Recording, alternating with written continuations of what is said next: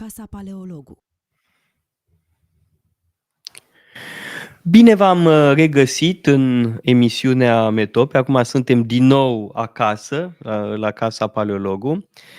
Problema tehnică de data trecută s-a rezolvat și acum am ca invitat pe un alt filozof, de data asta însă un filozof german, Wolfram Eilenberger, și o să trec la engleză. Deci emisiunea va fi în engleză.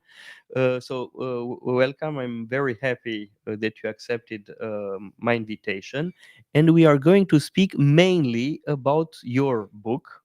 This is the occasion on which you are now in Bucharest. A book published by the same publishing house that published my book, Editura 3, and it is a fascinating book about four great philosophers of the 20th century. Heidegger, Cassirer, Wittgenstein, and Benjamin. And the book is called Vremea magicienilor, die Zeit der Zauberer, the age of the magicians. And first of all, why magicians? Well, first of all, thank you for inviting me to the program. It's a pleasure to be here. It's my first time in Bucharest, so full of new experiences. Well, the title in German is Zeit der Zauberer, and you could, of course, argue that philosophy and magic should have nothing in common, because magic is about creating illusions, to make fakes, to make people believe things that aren't real, and philosophers are working in a different department. They are trying to give arguments, to create clarity and transparency. And this is true. But these four philosophers that I write about had a special gift, and it's the gift of philosophy. Once you read Benjamin or Heidegger or Wittgenstein or Cassirer, the world will look different to you. They will change your perception of everyday life, of your own existence. So once you read Benjamin, the world transforms itself. And that is a magical thing, when you can see the world anew. And I think it's a great virtue and capacity of philosophy to renew our perspective on everyday events and our own lives. And these four philosophers, within 10 years only, reshaped the very idea of what it means to be a human being. Is there something common between them? They're very different. They're very different. Very different personalities, very different perspectives. They didn't like each other, No. particularly, to say the least. Yes. I don't write about groups, because I think human beings in groups tend to become dumber, not smarter. I write about constellations. It's a term by Walter Benjamin. What do I mean by that? Those are four brilliantly gifted young philosophers who come out of the experience of the First World War, traumatized to different extents, and they face a threefold challenge. They are in a biographical crisis, so they do not know who they are. They lost their faith, they lost their love, sometimes they lost their sexual orientation. So they're in a deep personal crisis. The second crisis that they face is the crisis of their own German-speaking culture. It's a political crisis. The two empires, the Hohenzollers and the Habsburg empires, have collapsed. Yes, all of them are German-speaking. All of them are German-speaking. This is something they have in common. And of course, they have in common a certain task or quest. And that is the question of, what does it mean to do philosophy after this horrible war? Everyone who was somehow in his or her right mind realized that we cannot go on like this. We have to rethink the fundaments of our very culture, especially of the German-speaking culture, because that was a culture that was founded on the very ideals of enlightenment, of the philosophy of Immanuel Kant, shall we say, which was the most important philosopher at that time. Maybe they also have in common a certain confrontation with Kant. Yes, they try to work with the Kantian heritage, but feel the need to renew it. And this is actually what they do. They renew philosophy, each in their own way. When we think of these four iconic figures of the 1920s, they can be framed as the founding fathers of the philosophical schools that reign today in contemporary philosophy. For example, Wittgenstein can be seen as one, if not the founding father of what we call now analytic philosophy. Walter Benjamin is the founding father of critical theory of the Frankfurt School. He is the first one to establish that mode of thinking. Martin Heidegger is, I think, the founding father, at least of existentialism as we know it, and also the hermeneutical approach to philosophy. And Ernst Cassirer is one of the main figures of what we now call Kulturphilosophie, cultural philosophy, and semiotics. So within 10 years in this German-speaking world after the war, the entire idea of what it means to do philosophy will change. And I was interested in the dynamics of these 10 golden years, which were, I believe, the most creative 10 years in the history of philosophy, at least of the 20th century. And especially in the German-speaking area. There are other figures Yes, in the German-speaking area. I think, for example, of Carl Schmitt, of course. or Jünger is not a philosopher, but Der Arbeiter, the worker, is a Yes. major Yes, work also. yes, yes.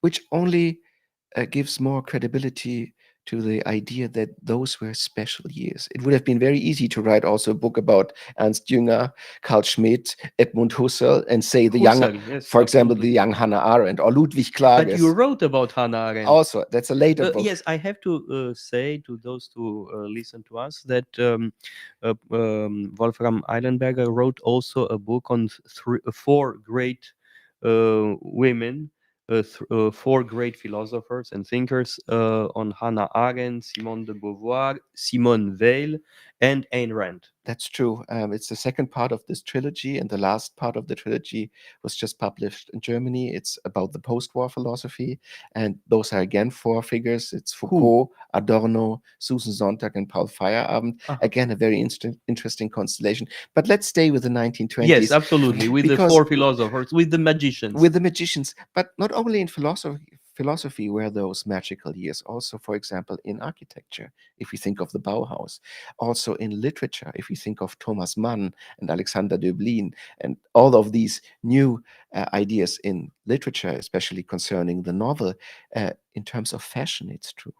In terms of physics, it's true. For example, cinema. So those were years where I would argue, entire idea of modernity was reshaped for the very last time. And of course, it was also the last decade when philosophy spoke German. After the 1920s, the center and the focus and the creative core of philosophy moves away from the German-speaking world. It moves to Paris, to France, later on to the US and England. But within those 10 years, I think the German-speaking world was, for the last time, the center of philosophical innovation. Mm-hmm. But now, speaking of the Weimar Republic in general, what explains this unbelievable creativity of these years? Because, as you said, in all fields, this period is extremely creative, extremely dynamic. Yes, I think there is an aspect of contingency, which means we cannot totally explain that miracle. It would be foolish to say I have the theory that explains it, but it is certainly true that a time of crisis is a good time for philosophy. And the year 1919 and the following 10 years were times of an enormous political, economic, cultural, and philosophical crisis. And a disaster for Germany in many ways. When these four young men returned from the war, they find a society with no political order. They find an economic disastrous situation, which impoverishes also their families. They have to find new ways of living and making money. And it's also a spiritual crisis, because many of the ideals that were held to be normative before the war were destroyed. You could not believe, for example, in some kind of heroic ideal of manlyhood, because the war had destroyed that. You could not believe in some promise of enlightenment in the terms of eternal peace that Kant had established. Some new mass media were developing during that time, like the movies, like the radio, transforming the very velocity and the idea of what it means to be informed and to inform yourself.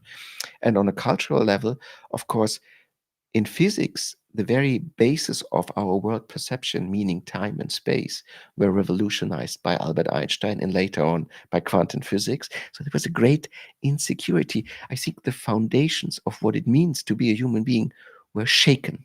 And this is a time for philosophy where new approaches find a good way to be perceived and to be invented. And I think this is what Wittgenstein, Heidegger, Cassirer, and Benjamin do. They renew the very idea of what it means to do philosophy.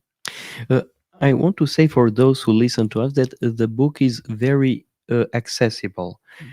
Even if you haven't read Wittgenstein or Heidegger or much of them or Cassirer or Yes. Benjamin, it's I wouldn't say an easy read. It's not an easy read, but it's very accessible also for those who are not specializing in philosophy, because you combine in a very pleasant way the biographical aspects with the philosophical aspects. Yes. Does a biography count for understanding philosophy?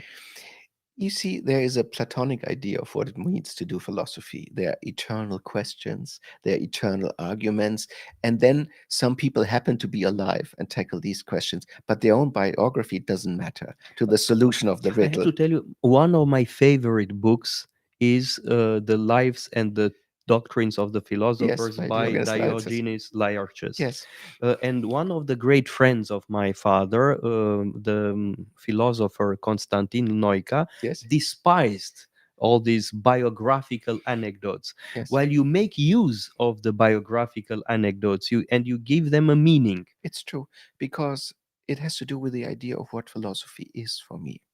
And for me, philosophy is a transformative art. It transforms yourself. If it doesn't touch you as a human being, you're not doing it the right way. I know, and I can also acknowledge the view that philosophy is only about arguments and concepts, that it's kind of an analytical Sudoku with concepts. There are riddles, complicated riddles with concepts that you have to solve. And your own personal experience or the time that you do that is not important.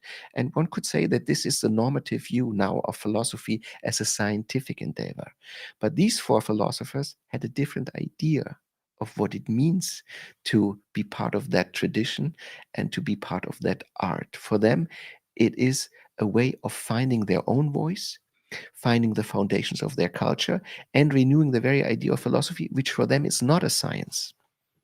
It's very important that Benjamin and Wittgenstein and Heidegger reject a very prevalent and dominant perception of philosophy, which is that philosophy is a science like any other, like biology or physics, and that is able to create some kind of law, some kind of exploitation, some kind of final theory, but they would not do this. Yeah, none They of would them. reject the idea. And this is important to me. I would like to revitalize the idea that philosophy is an existential craft, an existential art, and these four human beings, exceptional human beings, embody that very All idea. of them?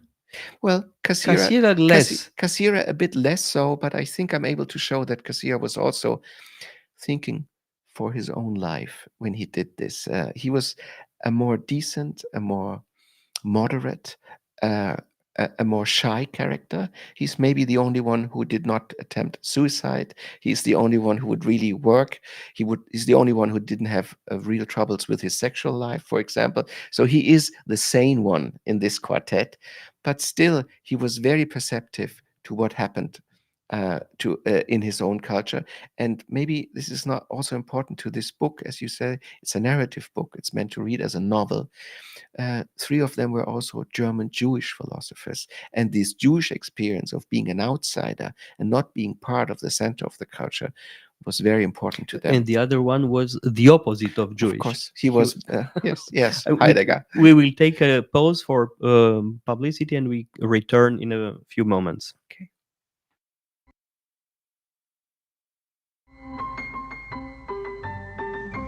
Metope. Bucură-te de pasiuni la puterea 5G Plus în rețeaua numărul 1. La Orange ai Samsung Galaxy A36 cu doar 6 euro pe lună prin buyback 5G cu abonamentul Smart cu net 5G Plus nelimitat. Vino în magazine sau intră pe orange.ro până pe 17 iunie. Oriunde ai fi în țară, pe orice device, intră pe ineslive.ro, abonează-te și ai acces în orice moment la o grilă variată de peste 150 de canale, structurate pe categorii tematice și cele mai bune canale în HD și 4K prin aplicațiile Ines Smart și Ines Mobile TV.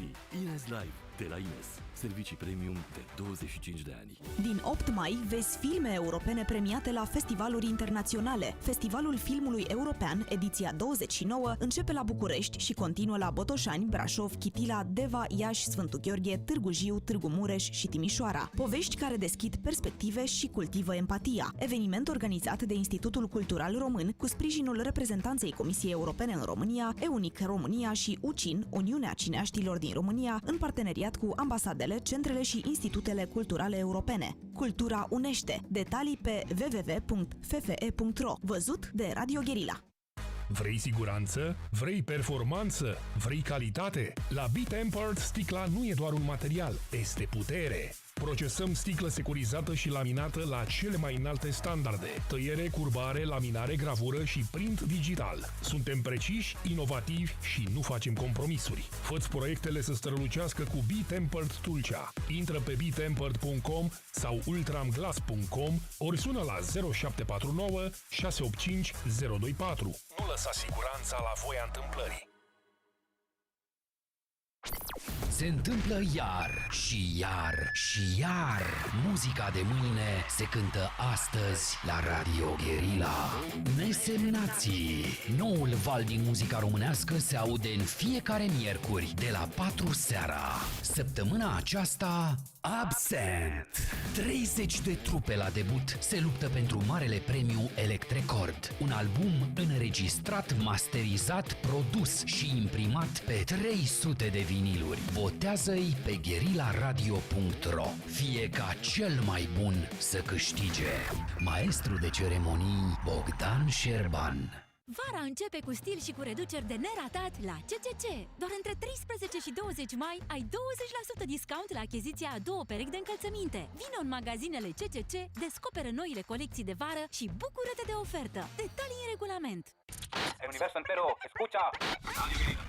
Te așteptăm la prima ediție Filosofii Fest între 19 și 22 mai în mai multe librării din București. Filosofii Fest, un festival dedicat filosofiei și ideilor care îți dau curajul să fii. Participi la dialoguri, lansări de carte, întâlniri cu autori și dezbateri. Programul complet și harta festivalului pe site-ul editura3.ro. Lasă-o să te ghideze către întâlniri cu Cristian Iftode, Theodor Paleologu, Wolfram Eilenberger, Cătălin Partenie și alții. Filosofii Fest, un festival de carte organizat de Editura 3. Plăcut de Radio Guerrilla.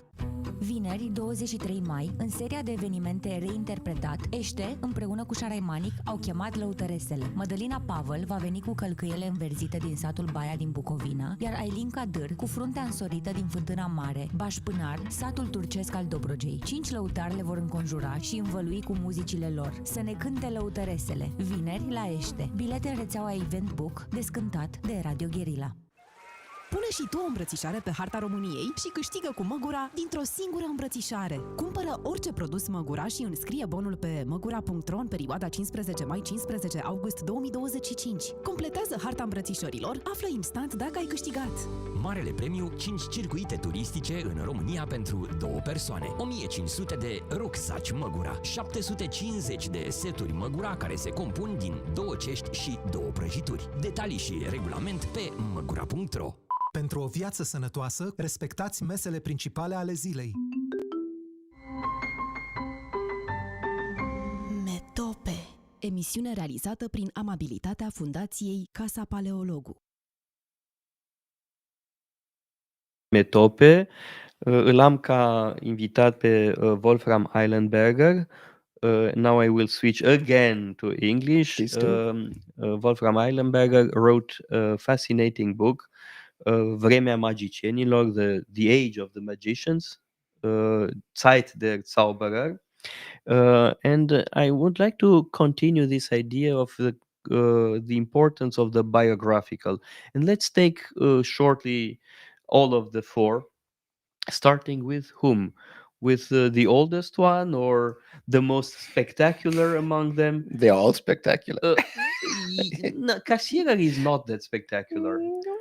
okay. No, am I wrong? No, I think he's spectacular in the breadth and the depth of his knowledge. He's probably, Yes. after Leibniz, the only philosopher who published about everything and in a profound and meaningful way. But why? Because his philosophy is a philosophy of plurality, of the symbolic forms. It tries to capture the entirety of a human culture. And his very idea is, and I think it's a very exciting one and still valid one, is that what makes us human is our use of symbols, especially language, but not only language, also Symbolic forms. symbolic forms, as he calls it. And his main work, The Philosophy of Symbolic Forms, was finished within these 10 years from 1919 It's a huge to work. 1920. It's a huge work. Yep. And I think it is still a work that has philosophical relevance to our present day, because we try to find a common language for the plurality that we live in. It is a philosophy of culture. It's It a is kind true. of encyclopedic endeavor in a way, no? Yes, and it gives an answer to the Kantian question, what is man? And the answer that Cassirer gives is, man is an animal symbolicum, a symbolic using animal. And for Cassirer, in a neo-Kantian tradition, he tries to spell out the different ways that human beings use symbols. This can be a scientific way, this can be an artistic way, it can be a religious way, and it can also be a philosophical way. And his idea of philosophy is to give a synthesis of the entire cultural process. And here we can see something that's important to the Weimar Republic thinking, because those were times marked by plurality, of centrifugal forces, marked by the attempt to make sense of this new culture that was perceived to be a chaos.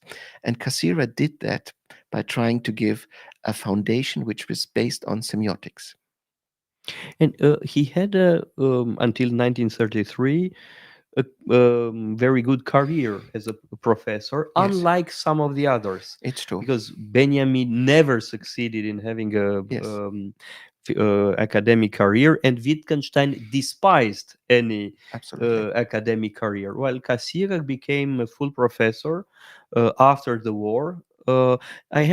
We have to explain that in Germany there is this very cruel system of a Privatdozent and Ordinarius. Yes. So you are a full professor, Ordinarius, or a Privatdozent when you teach without getting paid. Yes. Yes. So Cassirer became quite early in the 20s. Already by 1914, he was a Privatdozent. He was a Ordinarius after the war. Yes, after the war. Yeah. And he became also, he was in Hamburg.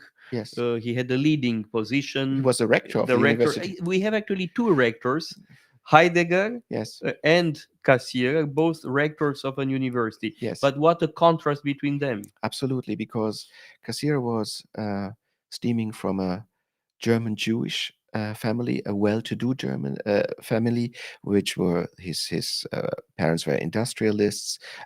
His brother was a publisher, so it was part of the cultural elite in Germany. And he was also a philosopher in the tradition of Kant. And by that time, actually, the Neo-Kantian school was the dominant school of academic philosophy in Germany, and Cassirer in the 1920s was the leading figure of what was then called Neo-Kantian philosophy. But the Marburg School. The Marburg School, and then there was also other schools in Baden, for example. But what is interesting about Cassirer and interesting about all of these four figures, they do not fit into one school thinking. They are far too creative, far too inventive, far too deviant in their own thinking to be following the path that is already given to them.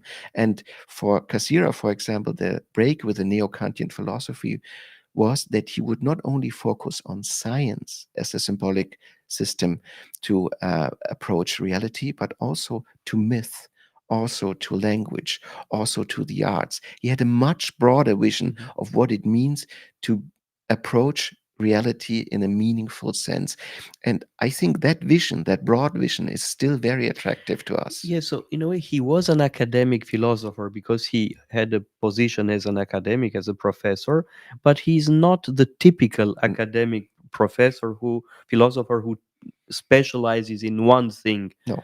No, he's a free mind and he's a free thinker. And I think freedom is the essence of his philosophy. And when you talk about the academic existence, it is true that he's the only institutional animal of these four, because the other three are fiercely, you could say, anti-academic philosophers. Even Heidegger. Heidegger claimed, actually invented the term of akademische Philosophie as a derogatory term. But this is also a theme in Schopenhauer. Schopenhauer also wrote a brilliant and very funny essay against the Universitätsphilosophen. Absolutely. But if you think of the history of philosophy from Spinoza on, say, those are not academic philosophers. Usually the most interesting minds, the most creative ones, they work outside of academy. Yeah, but what about Kant? No. But this comes very late. David Hume, for example, was not an academic philosopher, nor was Descartes in that sense. So the idea that the only way to do philosophy is at a German university, that's a 19th century idea. And the great minds of philosophy that I'm interested in, not only in this book, but for example, in the other book too, the four female philosophers, none of them held an academic position, really. And for me, it is also important to convey in my books the idea that to be a philosopher and to write good philosophy, the academy might not be the best place for you. And for example, that's good news. In Benjamin or in Heidegger and also in Wittgenstein, they are living proof of that fact. So I haven't done a mistake by leaving academia at some point. Well, let's be honest, the state of academic philosophy right now is pitiful. Worldwide, it is an industry and a career. It is an industry of papers that no one reads, and a career that is driven not by knowledge but by careerism. You have to specialize very early. You have to only publish in that language, in that special field, to become a professor. And if there's one mission that I have as a writer about philosophical topics, is to give a sense of the energy, the power, the transformative beauty of the philosophical craft, and those fear embody that very idea. Yeah, and it's why your book has such a success. I don't know if that's the only reason. I think also the reason is that those four, or at least three of them, are iconic figures. Benjamin and Wittgenstein and Heidegger, they are more than philosophers. They embody a certain sense of what it means to be a thinker. And there are still people, I think, in Bucharest right now who have a poster of Walter Benjamin in their room, or even of Ludwig Wittgenstein. They became icons. And it's also significant to me that within these 1920s, it was a time where philosophers became cultural icons. And that hasn't happened. It has happened in France in the 1960s, maybe for the last time, like Foucault or Derrida. But after that, we lack these symbolic figures. Okay, let's move to the icons now. Okay. Benjamin or Heidegger? Maybe we start with Heidegger, the dark one, the dark lord of philosophy, as I call him. And he is a very different cat than Cassirer. He doesn't come from a wealthy family, but from a peasant family. He's not from the north, but from the south, from Freiburg. From Catholic south. Catholic south. He was raised by theologians. He was to become a priest, actually, initially. And there is an Augustinian touch in his writings. A radicality, you could say, where he could say like the Pope, Ich bin ein Augustiner. He could say that. And for Heidegger early on, the idea that he had was that something is fundamentally wrong with his culture and with philosophy. And of course, he creates by the 1920s then this grand narrative of the pre-Socratic mistake, that something went really wrong 2,500 years ago in our culture with the question of being, roughly speaking. And he would like to give a therapy to philosophy and his entire culture. If we follow that path, we are doomed. It's a path into darkness. And he strongly believes, and maybe overestimates, the power of philosophy, because his idea really is that he could recreate and remake the entire Western culture by giving a different sense of what philosophy is. And then in the 1930s, we can see the continuation of that foolish idea. of being able to remake an entire culture by making it political. Because then in the 1930s, and this is also very different from Cassirer, who had to leave Germany, never to return to that country by the 1930s, he joins the NSDAP and becomes the rector of the Freiburg University. And he believes for some years, maybe 2.5 years of his life, that he can become the Meisterdenker, the master thinker of the new Nazi movement. And this is, of course, one of the great tragedies of German philosophy, that possibly the most gifted philosopher of his generation became a Nazi. But he's not the only one who had this kind of illusion. I'm thinking of Carl Schmitt, for example. Yes. Bäumler also. Yes. Bäumler is a very gifted philosopher. He's very interesting in what he wrote about Kant. Yes. So these brilliant minds had this illusion that they could somehow give a philosophical direction to the movement, the Bewegung. Yes, and this is always a danger in philosophy, that you think that when you have some insight into philosophical topics, you can also apply them to politics right away. I think this is one of the great dangers of philosophy. I understand you wrote a book about the pathologies of power. And they wrote also about Schmitt. So Yes. that's why I know so well this kind of illusion. Yes. In the case of Schmitt, it was particularly ridiculous because he couldn't fool anyone. It was obvious that it was opportunist. Yes. While in the case of Heidegger, I would like to discuss the duration of this illusion. When did he wake up, so to say? Well, he woke up quite early, I would say by 1935, 1936. Why? He realized that the alternative that the movement of Hitler was supposed to be was not an alternative in his own sense, that it was rather a continuation of the very dark ideas of technicality, totalitarianism, also politics founded on ideas of nation, for example.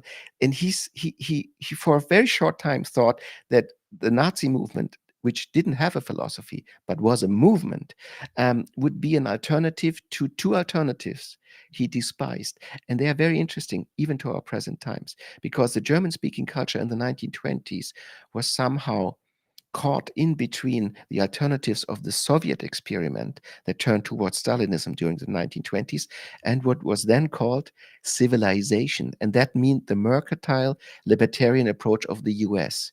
And the prevalent feeling in the German-speaking culture was, we don't want to become a civilization in the American sense, and we don't want to follow the Soviet example. We have to find a third way for our culture. And Kultur as opposed to civilization. For example, Kultur, although that would not be Heidegger's way. But the entire idea is we have to find that third way. And if we think of the political situation in Europe right now, we can see a similar constellation. We have with Putin a system of a totalitarian kind that has some allure, even maybe to Romania. And we have with Trump and basically a more radicalized way of a libertarian mercantile approach.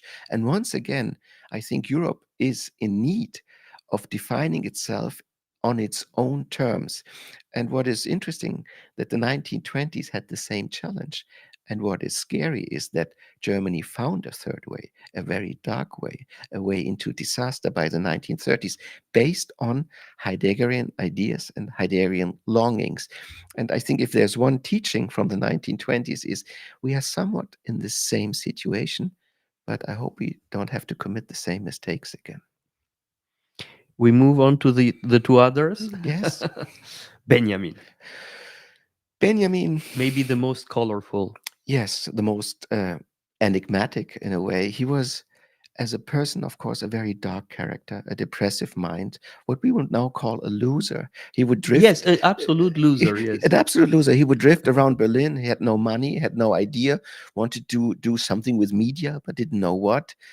All his projects were failures. Yes, and he was also, of course, in a difficult situation because he did not go to war, and he had fooled the institutions. This is a very strong contrast to Wittgenstein, Yes, yes. who took pride Yes. in having Yes. been a good soldier. Yes, and Benjamin went to Switzerland to avoid being drafted. And once you wanted to become an academic, there were two things that you rather not be in the 1920s. First one would be Jewish, and the second one, you had avoided the war.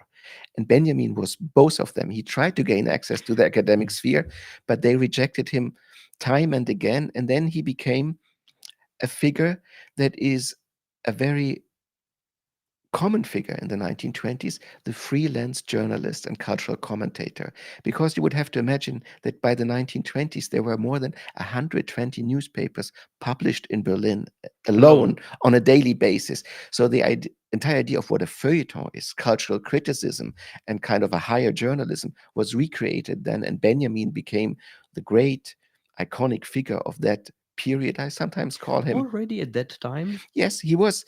There's a myth about Benjamin that he was not well acknowledged during the 1920s. It is not true. By the end of the 1920s, he was probably the most important literary critic in Germany and perceived as such by some.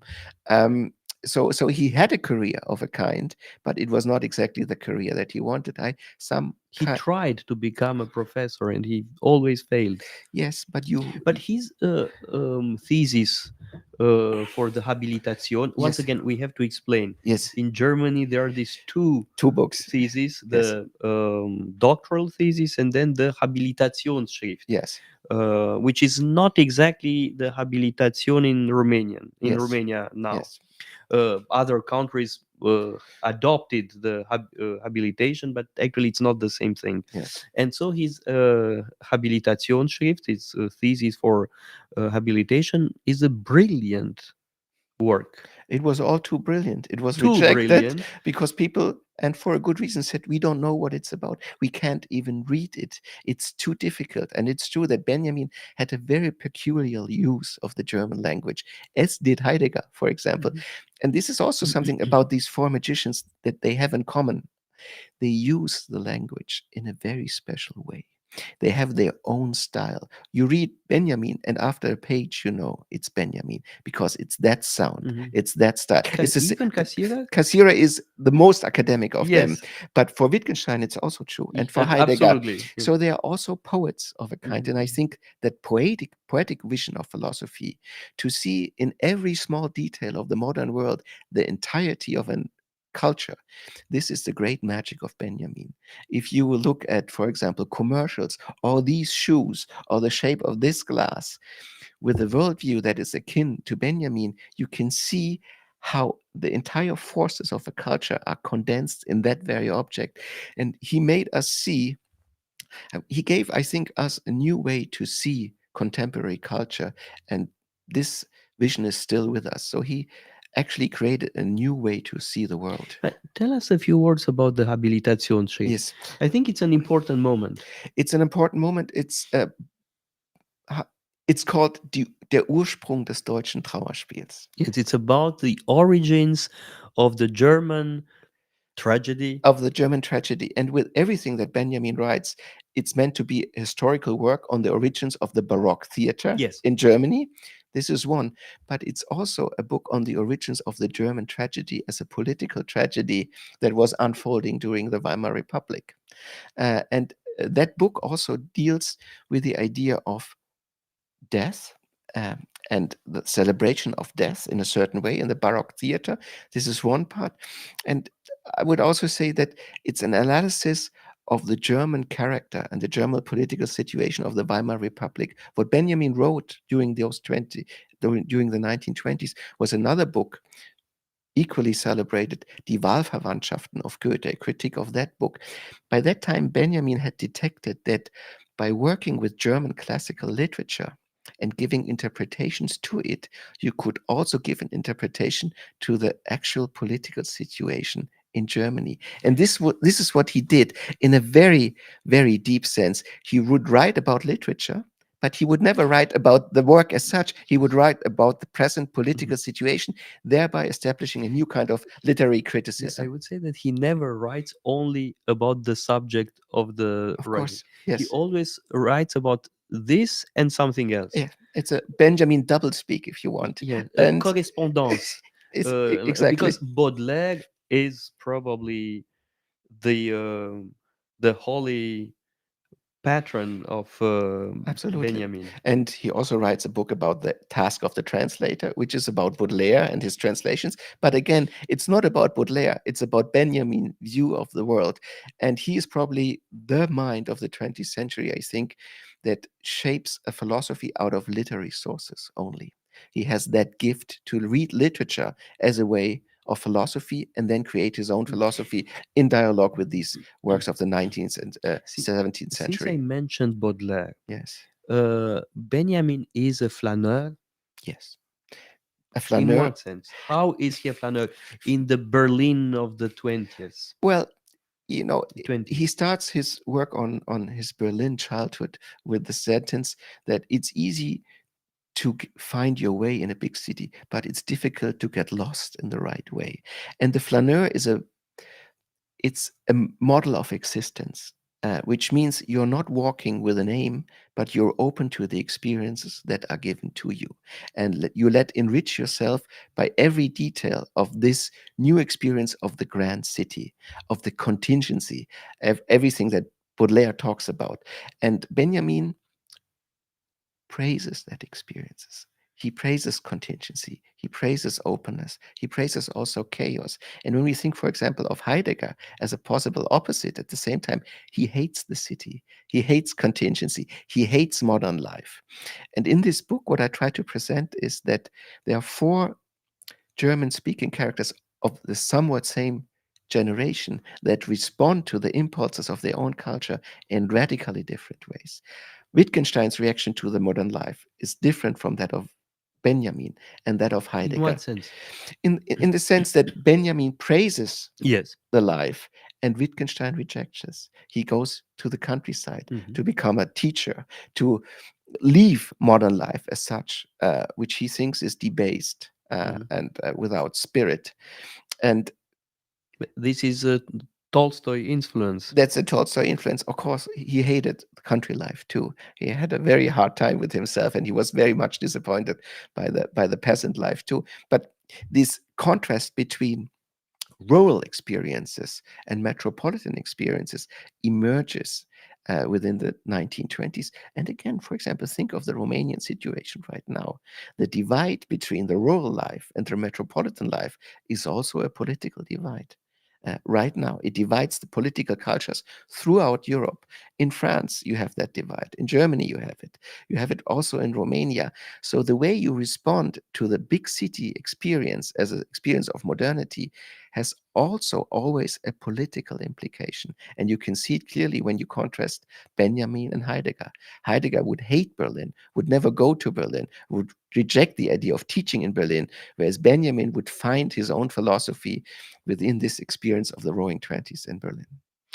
It's strange that Carl Schmitt was also from the Catholic part of Germany. Yes. And he lived in Berlin for many years. Yes. Although he was not ein Berliner at all. But he was very depressed there. He thought he lost himself. He was a little bit like Benjamin in Berlin. Yes. It was. I'm speaking also about his personal life, about his prostitutes. sexual life. Yes. And you know, this is part of it. But you see, Carl Schmitt is an interesting example because he is living within that tension, and his own experience is somewhat in between, which only means that these 4 characters maybe draw a tableau where you can fit in other characters too. More about Benjamin. Well, because he belongs to a group. He belongs to a group that later on emerges as the Frankfurt School, and it's a group of philosophers, cultural critics. For example, the young Adorno becomes a pupil of Benjamin. Then there is Ernst Bloch, who tries to copy Benjamin a lot. And this group of 4 or 5 or 6 young intellectuals, which are based in Frankfurt and then move to Berlin, this is the core of what we later perceive as the Frankfurt School of Philosophy. But what is the place of Benjamin within the Frankfurt School? Well, I think he is the Ursprungsgestalt, the figure of origin. And it's very hard to find anything interesting in Adorno that you would not already see in Benjamin. So I think really when we have to approach the Frankfurt School as a tradition, Benjamin is the founding figure. And actually Bloch and Adorno thought so too. And they say it many times that without also the aura of Benjamin, they would not have been able to find their own way. I'm asking this because he's not really a maître d'école. Yes. He's not a maître à penser in the sense of being a master of a school of thought. Yes. Like, I don't know, Charles Maurras and the Action Française. Yes. He's not like this. No. He's a inspiring figure, but without positioning himself as a head of the school. Yes. Actually, that's also true of Wittgenstein. It's probably also true of Heidegger, who didn't want to create a school. But Benjamin, of course, is also rejecting a certain idea of systematic philosophy. And he thinks there is something dangerous about systems, politically dangerous about systems. Once you create a system, you create a space where everything fits in beforehand. You know where to put things, and you know where to put individuals. And I think his entire idea of rejecting any systematicity in philosophy is actually a political idea. It's an idea of freedom, of openness, of not being defined by a conceptual framework that already exists. And this is something that you can see in Adorno later on, where Adorno, with his own negative dialectics, rejects any idea of defining individuals in concepts that already exist. And this is something that Benjamin, by his minute, precise descriptions of everyday life, already creates for us.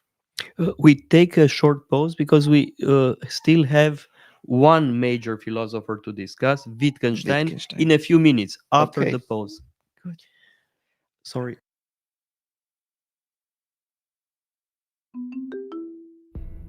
Provocator, controversat și pasional. Motel Destino. Filmul care a zguduit competiția de la Cannes rulează acum în cinematografele din România. Un thriller erotic plin de pasiune și suspans. Distribuit de Bad Unicorn. Văzut de Radio Guerrilla. Macy Gray ajunge la Quantic Club din București pe 11 iunie. O seară de soul, R&B și emoție pură, cu vocea inconfundabilă care a redefinit genurile. Vino să te bucuri de un concert captivant și o experiență live memorabilă. Artista sărbătorește 25 de ani de la lansarea albumului Etalon, On How Life Is, așa că vom auzi piese precum I Try sau Still, dar și alte hituri. Un eveniment Best Music. Bilete pe iabilet.ro. Quantic Club este avampost Radio Guerrilla. În inima câmpiei române, teroarul unic al zonei desăvârșește rodul din plantația de văcuțe de vie până la raft. Aici se produce chefir roze, lăptăria cu caimac, sticla plină de energie în care puritatea laptelui întâlnește rozul vibrant Radio Guerrilla. Chefir roze, lăptăria cu caimac, cu suc natural presat la rece, din sfeclă și țelină, gustat de Radio Guerrilla.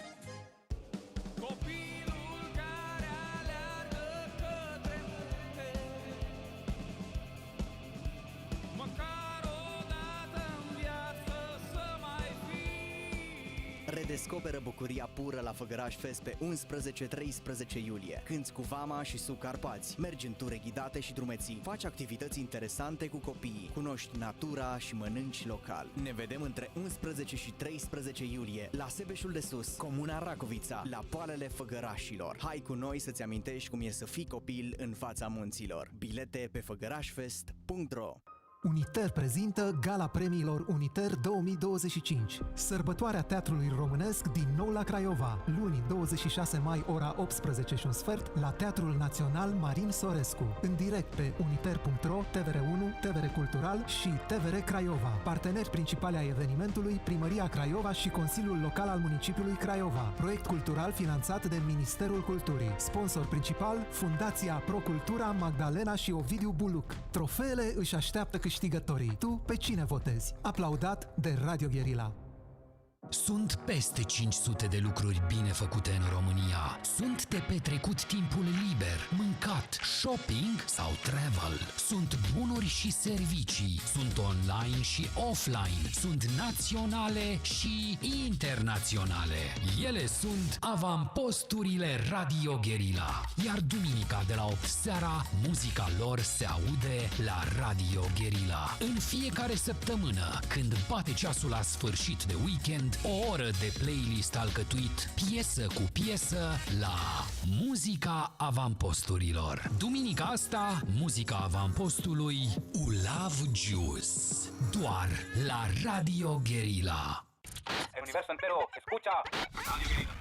Pe 21 mai, Byron te invită la Club Control la concert. Vei asculta și cânta împreună cu ei noua melodie, Totul e sub control. O piesă despre lumea absurdă în care trăim, care nu-ți dă niciodată pauză, în care totul ricoșează, fuge și în care încercăm să fim prezenți, deși în spate ducem o luptă cu anxietatea și cu presiunea de a fi mereu ok. 21 mai, Club Control, Byron Live. Bilete pe iabilet.ro. Control Club este avampost Radio Guerrilla.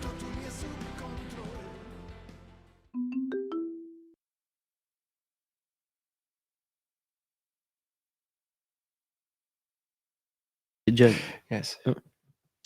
Am revenit în direct în emisiunea Metope. Îl am ca invitat pe Wolfram Eilenberger, care a scris o carte fascinantă, Vremea magicienilor. Acum trec din nou la engleză. I switch again to English. Please do. And we realized that we have only a few minutes left for Wittgenstein. It's a philosophical dialogue. What We should are we expect? very grateful to Radio Guerrilla that they gave us a few more minutes, but it is very ironic to speak in a few minutes about Wittgenstein. I would like to use a biographical detail. Among these four philosophers, he is the only one to have been a great fighter Yes. in the war, Yes. praising himself for his courage and his Yes. fighting skills. And at the same time, he became a kind of Tolstoyan, a disciple of Tolstoy, the apostle of nonviolence. Yes.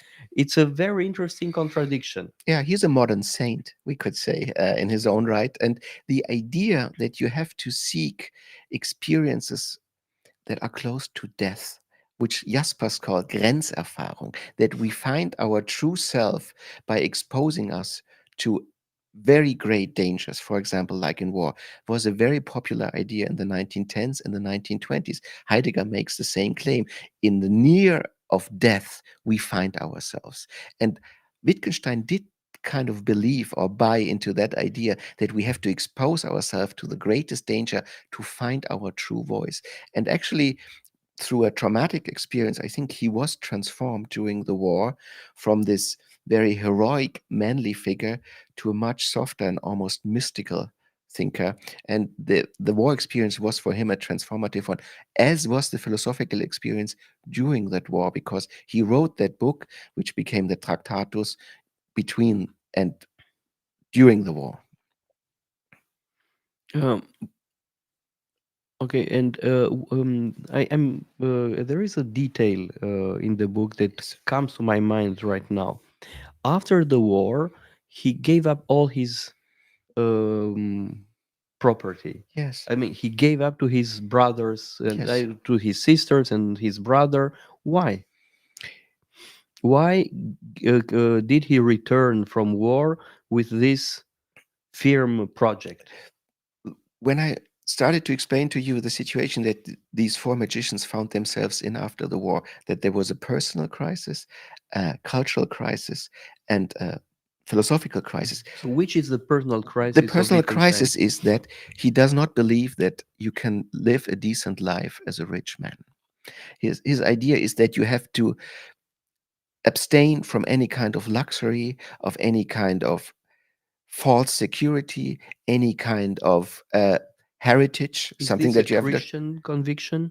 It's I think it's a religious conviction that he takes probably from Tolstoy and some other Or figures. from Jesus himself? Yes, Saint Franciscus? it's hard to answer the question if Wittgenstein was Christian, but he certainly had a spiritual experience that changed his life during the war and also changed his philosophy, because Wittgenstein's aim in the Tractatus is actually something very simple. He tries to draw a line between what can be meaningfully said in the human language and what cannot be said. Actually, it's the Kantian line, because the Kantian project is the same project. What can we say meaningfully, and what can we say pretending to be meaningful, but actually being nonsensical? And Wittgenstein thinks he can draw that line. He can make that distinction by a new symbolic method, which he calls logic, which we now learn in logic courses. And there's this new language around that enables him to draw that line.